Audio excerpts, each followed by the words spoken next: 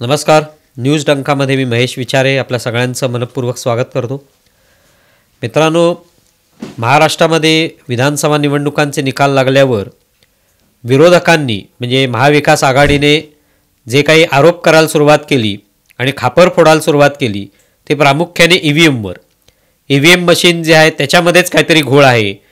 इतक्या मोठ्या संख्येने मतदार कसे काय उतरले आणि नंतर आपण काही दिवस पाहिलं की प्रत्येकाने वेगवेगळ्या प्रकारची आकडेवारी टाकून ईव्हीएममुळेच कसं महायुतीचं सरकार आलं याविषयी सांगायला सुरुवात केली आणि अजूनही ते आरोप होत असतात. आणि त्यानंतर मार्कडवाडीचं प्रकरण घडलं. हे सगळं आपण पाहत आलेलो आहोत. पण आता ईव्हीएमचा आरोप करायचा मात्र वारंवार त्याला एक प्रतिवादसुद्धा केला जातो भारतीय जनता पार्टीकडून म्हणा किंवा त्यांच्या सोबत असलेल्या पक्षांकडून की जर लोकसभा निवडणुकीत जे निकाल लागले त्यावेळेला मात्र याच ईव्हीएमला कोणी विरोध केला नाही. त्यावेळेला तो निर्णय कसा लोकशाहीचा विजय होता. तो निकाल जो लागला तो त्याच्यातून कसं लोकांनी भरभरून मतं काँग्रेसला दिली, मोदी सरकारवर लोक नाराज आहे ते दिसलं असं सांगितलं गेलं. मग तेच लोक आज मात्र महाराष्ट्रातल्या विधानसभेमध्ये कुठेतरी लोकांनी त्यांना झिडकारलं तर लगेच ईव्हीएमवर खापर फोडून मोकळे झाले आणि अजूनही ते सुरू आहे. मात्र येत्या काही काळामध्ये बहुतेक या सगळ्या ईव्हीएम विरोधातला हा जो सगळा गोंधळ चालू आहे किंवा हे सगळे आरोप सत्र चालू आहे याचा बाजार लवकरच उठण्याची शक्यता आहे. याचं कारण महाविकास आघाडी असो किंवा इंडी आघाडी असो त्यातलेच पक्ष जे आहेत तेच आता या सगळ्याला विरोध करतायत की असं काही ईव्हीएममुळे झालेलंच नाही. नॅशनल कॉन्फरन्स म्हणजे जम्मू काश्मीरमध्ये जो पक्ष आता सत्तेवर आलेला आहे तिकडे जी विधानसभा निवडणूक झाली त्यानंतर तो म्हणजे नॅशनल कॉन्फरन्स आणि त्याचे मुख्यमंत्री आहेत ओमर अब्दुल्ला. ओमर अब्दुल्लांना एका मुलाखतीमध्ये असाच प्रश्न विचारण्यात आला की तुम्हाला काय वाटतं ईव्हीएममुळे ह्या निवडणुका ज्या आहेत त्या भारतीय जनता पार्टी जिंकतंय का? त्यावर ओमर अब्दुल्ला म्हणाले की अशा पद्धतीने जेव्हा जिंकलं जातं त्यावेळेला ईव्हीएमबद्दल काहीच बोललं जात नाही, मात्र जेव्हा पराभव होतो तेव्हा ईव्हीएमबद्दल आरोप केले जातात, खापर फोडलं जातं, शंका घेतली जाते. ज्यांना खरोखरच ईव्हीएमवर शंका असतील त्यांनी निवडणुकात लढवू नयेत असा स्पष्टपणे सल्ला त्यांनी दिलेला आहे. आणि तो सल्ला अर्थातच त्यांच्याच पक्षातल्या त्यांच्यासोबत म्हणजे इंडी आघाडीमधले जे काही पक्ष आहेत सहयोगी पक्ष यांना दिलेला आहे जे ईव्हीएमवर खापर फोडत आहेत. अर्थात त्यांनी काँग्रेसला प्रामुख्याने लक्ष केले. त्यावर काँग्रेसची प्रतिक्रिया आली आहे. काँग्रेसने म्हटले की आमचा इथे काहीच संबंध नाही, आमचा निवडणूक आयोगावर आक्षेप आहे.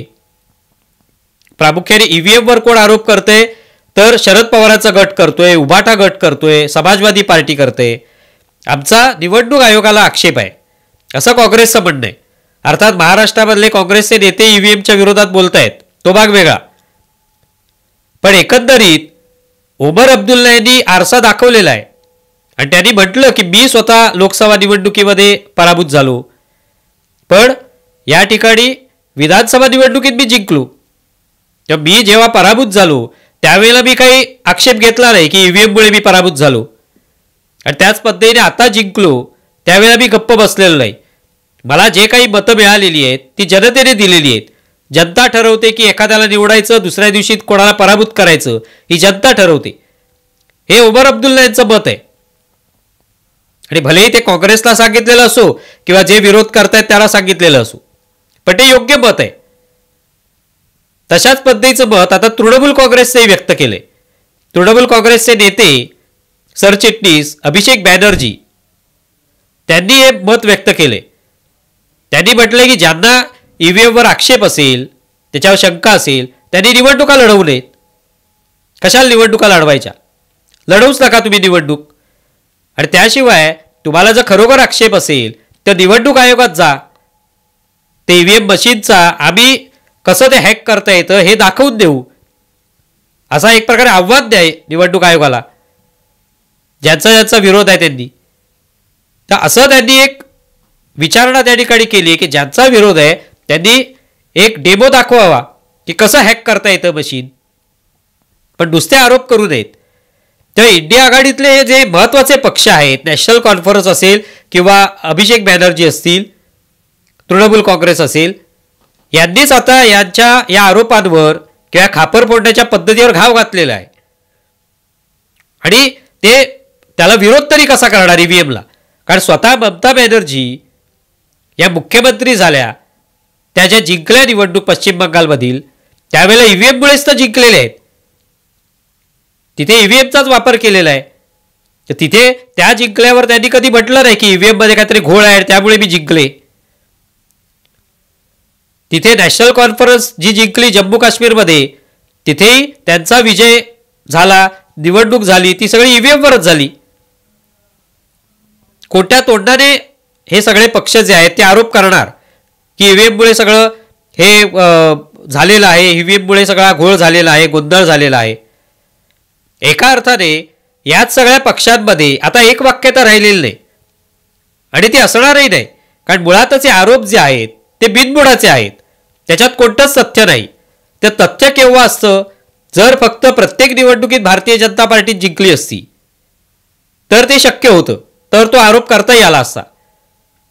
शरद पवारांनी मध्यंतरी म्हटलं होतं की छोटी छोटी राज्य जी आहेत ती महाविकास आघाडी किंवा इंडिया आघाडीला द्यायची आणि मोठी राज्य आपल्याकडे ठेवायची, असं काहीतरी भारतीय जनता पार्टी किंवा एनडीएने केलेलं आहे.